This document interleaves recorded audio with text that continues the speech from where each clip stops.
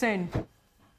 Well, teachers' unions have described a fine for unvaccinated Queensland teachers as a triple caning after letters were sent out about reduced incomes. Claire Todd-Hunter is live in Brisbane for us. Claire, what kind of financial penalties are they talking about here?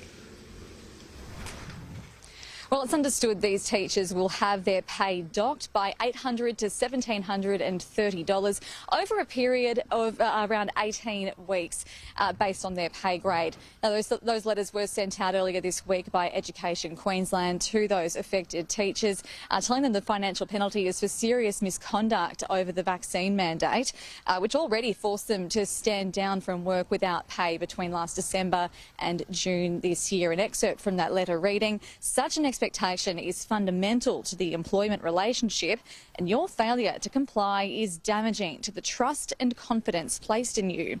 Your conduct in failing to comply with the direction posed a risk to the health and safety of your co-workers, students and members of the public."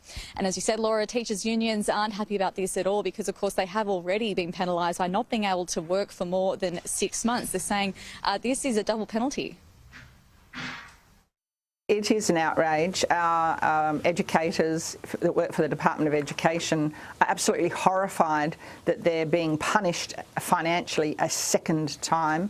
They were stood down without pay, and that has cost them over $20,000. For some of them, that equates to losing their homes, their marriages, mental health issues, not to mention what happens to their children, and no one seems to think about the children.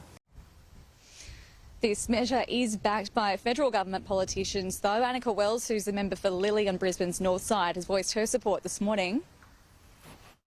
Ultimately, I think everyone has the right to make a choice about whether or not to get vaxxed, but no one has the right to be free from the consequences of that choice. And these have been set out a long time coming, and they've had their pay docked, for the 6 months running up to this. So this isn't a surprise, and it's something that the Queensland government's going to have to work through with this very small pocket of teachers, given 99% are actually vaccinated. Those affected teachers will have 21 days to lodge a claim with Education Queensland, but the department says about 99% of teachers are already fully vaccinated.